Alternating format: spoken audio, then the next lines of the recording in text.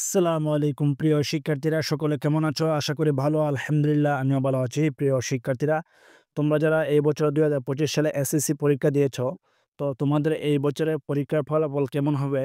আমি এখন তোমাদের সাথে বিস্তারিত আলোচনা করব। তোমরা যারা আমার এই চ্যানেলের নতুন দর্শক, অবশ্যই চ্যানেলটা সাবস্ক্রাইব করে পাশে থাকা বেল বাটনটি ক্লিক করে দিবা পরবর্তী সকল আপডেট সবার আগে পাওয়ার জন্য। তাহলে চলুন আমরা এখন মূল ভিডিওতে চলে যাই। প্রিয় শিক্ষার্থীরা, এই বছর তোমরা প্রায় ১২ লাখ শিক্ষার্থীরা এসএসসি পরীক্ষা দিয়েছো। তো তোমাদের এই বছর রেজাল্টটা কেমন হবে? অন্যান্য বছরের তুলনায় ফাঁসের হার বেশি হবে নাকি কম হবে? তো এই বিষয় নিয়ে কিন্তু আমি এখন বিস্তারিত আলোচনা করব। তোমরা সবাই ধৈর্য সহকারে ভিডিওটা দেখবা। প্রিয় শিক্ষার্থীরা, তোমরা যারা এই বছর পরীক্ষা দিয়েছো, অনেকেরই মনে প্রশ্ন যে আমার রেজাল্ট হয়তোবা খারাপ হবে। যারা একটু খারাপ লিখেছো বা এমসিকিউ অনেকের সমস্যা রয়েছে, যার জন্য তোমরা এই চিন্তা করতেছো যে মনে হয় আমি ফেল করব। বিশেষ করে যাদের এমসিকিউ ৭ টা ৮ টা বা ৯ টা এমসিকিউ হয়েছে, তারা অনেকেই টেনশন করে হয়তোবা আমি ফেল করব। এইজন্য আমি আজকে আরও ভিডিও তৈরি করেছি। তো আজকে ভিডিওটা শুধু তারা দেখবে যাদের পরীক্ষাটা খারাপ হয়েছে, বা তোমরা হয়তোবা অনেকে ভাবতেছো যে ফেল করবা। তো শুধুমাত্র তোমাদের জন্য এরা স্পেশাল ভাবে। প্রিয় শিক্ষার্থীরা, আর তোমরা যারা আছো অবশ্যই দেখবা যে এই বছরের পাশের হারটা কেমন হয়।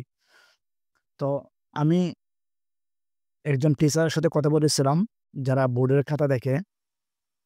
আমি তাদেরকে প্রশ্ন করেছিলাম যে ফেল কেমন হবে, বা কতটুকু নাম্বার পেলে একজন শিক্ষার্থী ফেল থেকে পাস করিয়ে দেওয়া হয়। এই বিষয়ে কিন্তু উনি কথা বলেছে। দেখো, প্রতি বছরে কিন্তু একটা সিস্টেম থাকে যে গ্রেস মার্ক দেওয়ার। অর্থাৎ একজন শিক্ষক একজন শিক্ষার্থীকে ২ নাম্বার অথবা ৩ নাম্বার বাড়িয়ে দিয়ে তাকে কিন্তু ফার্স্ট দেয়। এটা কিন্তু একজন শিক্ষকের এবিলিটি আছে। যেকোনো শিক্ষার্থীকে ১ নাম্বার অথবা ২ নাম্বার বাড়িয়ে দিয়ে ফার্স্ট দিতে পারবে। এমনকি যারা এ প্লাস মিস হবে তাদেরকে এ প্লাস দিতে পারবে। আবার অনেকেরই আছে, মনে করো তুমি পরীক্ষায় ৩৮ পেয়েছো, তুমি পাস। কিন্তু ৩৮ পেলে তোমার এখানে জিপিটা কম আসবে। তো তখন ২ দিয়ে ৪০ বানিয়ে দেয়। আর ৪০ বানিয়ে দিলে জিপিএটা একটু বেশি আসে। আবার অনেকেই, তোমরা মনে করো ৫৮ পেয়েছো, তখন ৫৮ পেলে তোমার কিন্তু জিপিএ কম আসবে। ৩ পয়েন্ট এইভাবে আসতে পারে। ৩ পয়েন্ট আরো কম আসতে পারে। তো তোমাকে যদি ৬০ দিয়ে দেয়, ২ বাড়িয়ে দেয়, তোমার পয়েন্টটা একটু ভালো আসতে পারে। আর বিশেষ করে যাদের ওই ২ নাম্বার বা ১ নাম্বার কমের কারণে এ প্লাস মিস হবে, তাদেরকে কিন্তু তারা এ প্লাস দিয়ে দিবে। অর্থাৎ ১ নাম্বার বা ২ নাম্বার বাড়িয়ে দিয়ে ৮০ বানিয়ে দিবে। যারা ৭৮ পাইবে বা ৭৯ পাবে, তাদেরকে ১ নাম্বার অথবা ২ নাম্বার বাড়িয়ে দিয়ে তাদেরকে কিন্তু প্লাস দিবে। তো আমি বললাম যে, "এমন হয় কিনা?" উনি বলল, "হ্যাঁ, আমরা এমন দিয়ে দেই, যাদের ২ নাম্বার বা ১ নাম্বার কম হয়। যারা ১ নাম্বার কমের কারণে ফেল করে তাদেরকে পাস দেই। আবার যারা ২ নাম্বার বা ৩ নাম্বার কারণে এ প্লাসটা মিস হয়, তখন আমরা এই ২ নাম্বার ৩ নাম্বার তার খাতাটা পর্যবেক্ষণ করে দেওয়ার মতো যদি কোনো জায়গায় নাম্বার থাকে, তাহলে আমরা একটু বাড়িয়ে দিয়ে তাকে এ প্লাস দিয়ে দিই।" তো এই বছর কিন্তু অন্যান্য বছরের তুলনায় পাসের হারটা একটু বাড়বে। তোমরা জানো যে আন্দোলনের পরে, অর্থাৎ বৈষম্য বিরোধী ছাত্র আন্দোলনের পরে এবারেই ১ম তোমরা এসএসসি পরীক্ষা দিয়েছ। সরকার পরিবর্তন হয়েছে। তো অনেকেই ভাবতে পারো যে হয়তোবা এই বছর কঠিন করে খাতা দেখেছে। আসলে না, এসএসসি লেভেলে এত কঠিন করে খাতা দেখে না।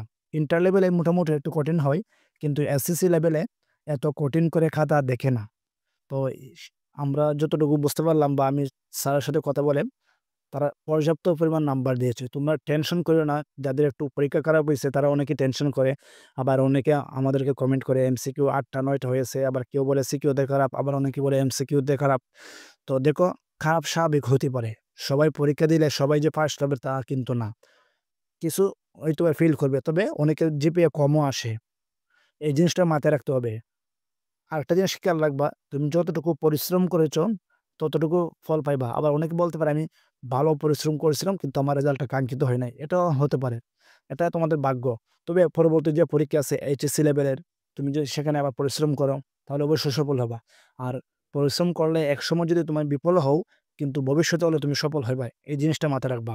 আশা করি তুমি আমার কথাগুলো বুঝতে পেরেছ। যারা এতক্ষণ ভিডিওটা দেখেছো, তোমরা টেনশন করিও না। তোমাদের ভালো একটা নাম্বার আসবে। আর এই বছর অন্যান্য বছরের তুলনায় ফেলের হার কম। পাসের হারটাই এই বছর বেশি। উনি আমাকে বলেছেন যে, আমি বললাম, "স্যার, যে আপনারা যে খাতা দেখেন অন্যান্য বছরের তুলনায় এই বছর কেমন হয়? উনি বলছে যে, "না, এবছর কিন্তু আমরা যথেষ্ট পরিমাণ চেষ্টা করেছি। যতটুকু নাম্বার দেওয়ার আমরা ততটুকু নাম্বার দিয়েছি।" তারপরে সবকিছু অনলাইনে বলা যায় না। তো আশা করি তোমরা ভিডিওটা দেখেছো। ভিডিওটা সম্পূর্ণ দেখে থাকলে ধন্যবাদ সবাইকে। চ্যানেলটা সাবস্ক্রাইব করে দিবেন।